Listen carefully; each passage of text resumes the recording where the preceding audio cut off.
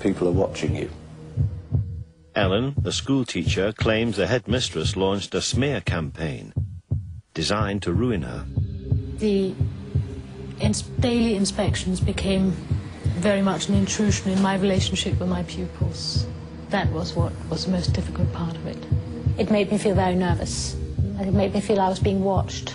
The black shadow coming into the classroom. Most narcissists become bullies in the workplace.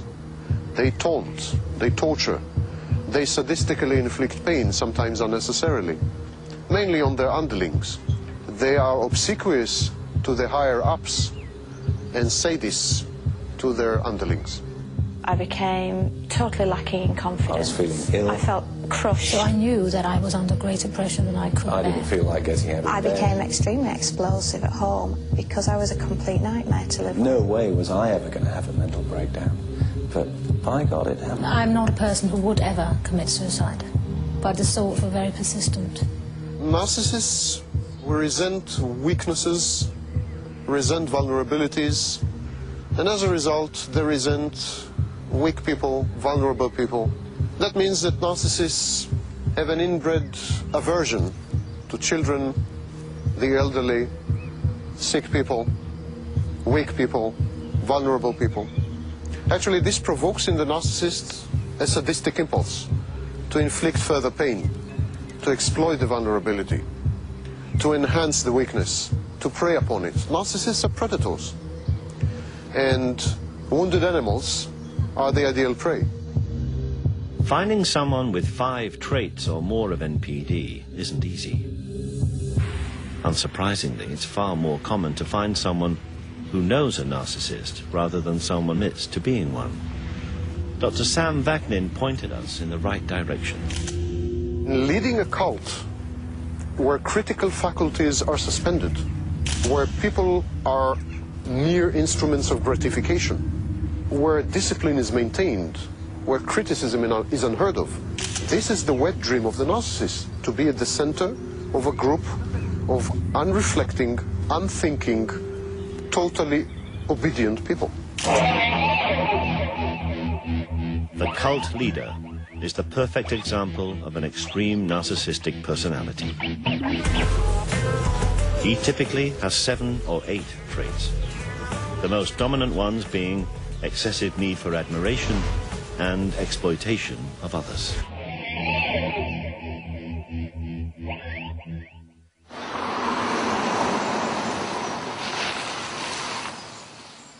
Bob Pardon has studied cults for 15 years. He runs a self-help group for victims and believes religion is the perfect tool for a narcissist to control others. We're going to be dealing this time with narcissistic personality disorder. And a number of years ago, Judy and I came across the material of a man by the name of Sam Vaknin. And you've probably never heard of this man before, but we have found that his material has been extremely helpful to us in working with folks who have come out of destructive groups. Well, from our perspective, the profile of a cult leader seems to fit almost like a hand in a glove a narcissistic personality disorder. MPDs are drawn to cult leadership primarily because religion is tailor-made for their fantasies. What better manifestation than to be like God? Of all the cult leaders, it would be hard to find a bigger egomaniac than David Berg. His cult, the Children of God, which he founded in 1968, ended up mirroring his own worst narcissistic characteristics. It soon became a global movement, expanding to over 130 communes. But for many, it was a prison of exploitation, abuse, and mind control. Some examples of David Berg's narcissistic personality disorder. He certainly had grandiose feelings. I mean, he felt that he was called by God as God's end-time prophet. He was predicting the end of the world numerous times. He was certainly obsessed with fantasies of unlimited success and fame. So there are numerous examples of Berg fitting NPD across the board. For those born into Berg's cult, they had no choice but to follow his idealism, such as the Jones sisters, who witnessed Berg's extreme narcissism from an early age. It was not that Berg was replacing God, it was that he was the mouthpiece of God and God spoke through him. So obviously we couldn't understand God, we were just, you know, the stupid children, and he was the one that was going to explain God to us. So what he said was God. David Berg often said that he was the only one with the wisdom. He was the only one who could interpret biblical prophecy. He was the last prophet of the end. Many religious cults result in mass suicide, but sometimes they are havens for something just as sinister. Berg created his own Bible in order to spread the idea of promiscuity. He was involved in all kind of sexual deviancy. He glorified just sex on a level that is beyond understanding practically.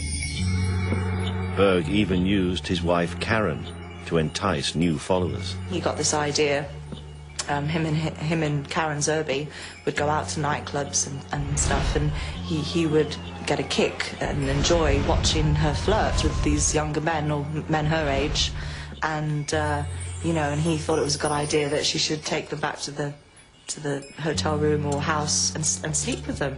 You know, he didn't sell it to the membership as prostitution, he sold it as flirty fishing.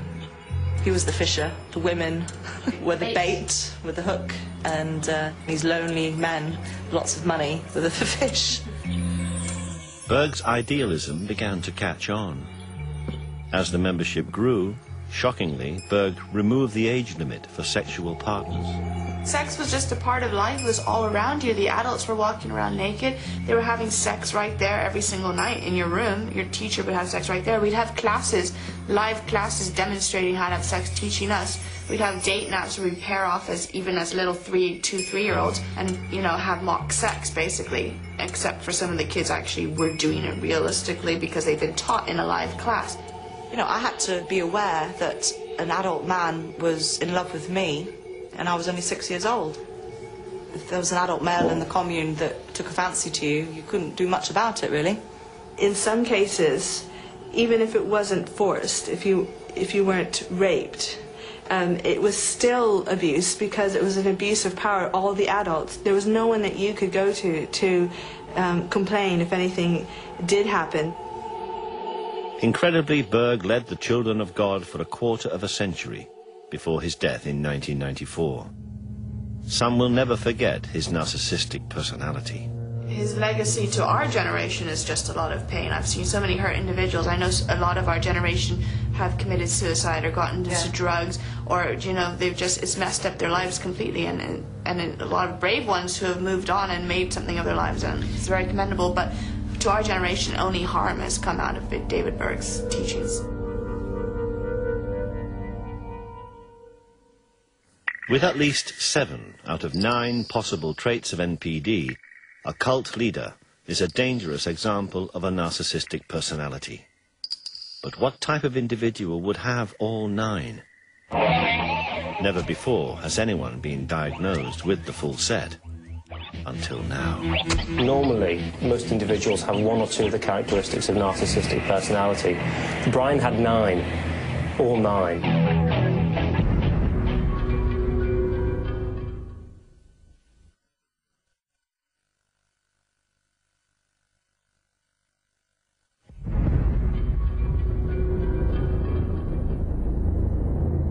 In the search for the ultimate egomaniac, the cult leader displays at least 7 out of 9 possible narcissistic traits. Usually, with hundreds of followers, the cult leader is easy to spot. But would it be as easy to spot someone with all 9 traits before it's too late? Brian Blackwell seemed like the definition of innocence, the nice boy next door. What nobody could foresee was that this 18-year-old intelligent student possessed all 9 possible narcissistic characteristics, making him the most volatile, unpredictable, and dangerous of individuals.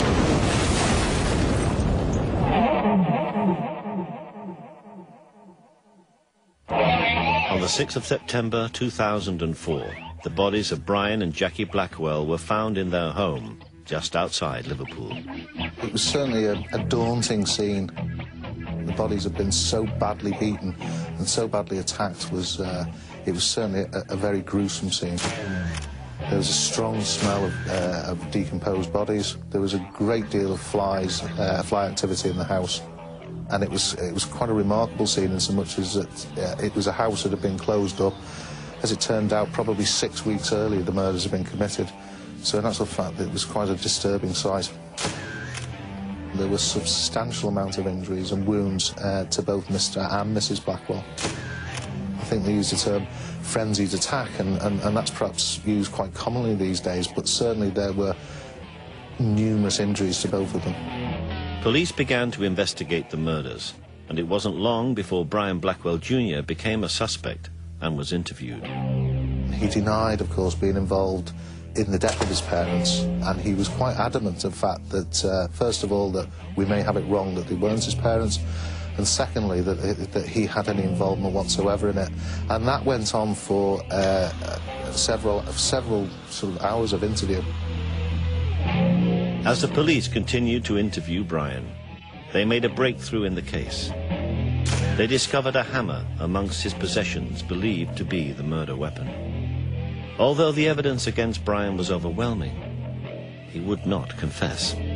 This was significant information we had to put to him. We'd also become aware during the course of his previous interviews that Brian had grown in a great deal of confidence with the interviewing officers. In actual fact, was verging on the point of arrogance with them, or felt himself intellectually more capable than the officers. It soon became apparent that Brian was no ordinary individual. After being psychologically examined, he was diagnosed with narcissistic personality disorder. I became involved with the Brian Blackwell case because I was actually asked to explain to the media, who were in a furore about the case, about what was narcissistic personality disorder. It seemed to be a mystery condition. Somebody needed to explain it, and so that job fell to me. Psychiatrists are reluctant to diagnose NPD so early, particularly in someone who was 18. But Brian's case was so extreme, he ticked all the boxes at such an early age that he was clearly a narcissist. It was only after 2 full days of interviewing Brian that the grisly events that led to the death of his parents would begin to unfold.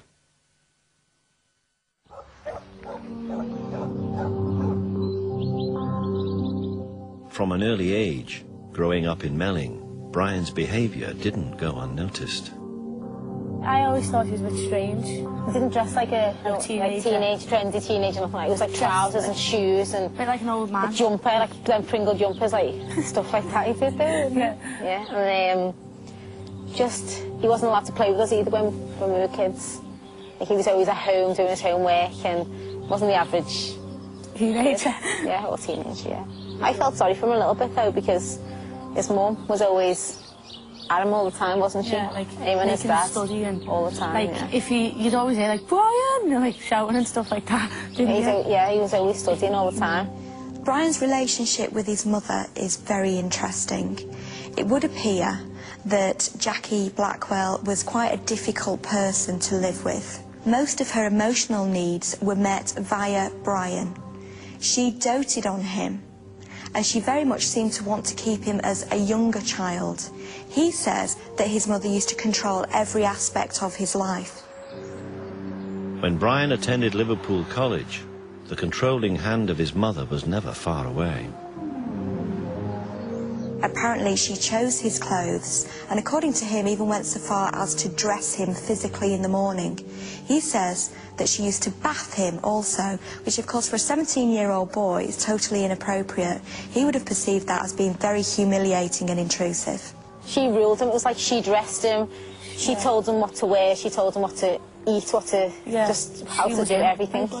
In all these situations, the common thread is not recognizing the boundaries of the child, not accepting the emerging self of the child. The child is not allowed to separate from the parents. Brian Blackwell retreated very much into his fantasy world. So he would spend long periods of time in his bedroom, long periods of time at the weekend just with his parents. The patient creates a false self and replaces his true self with this concoction. He would fantasize about being a brilliant tennis player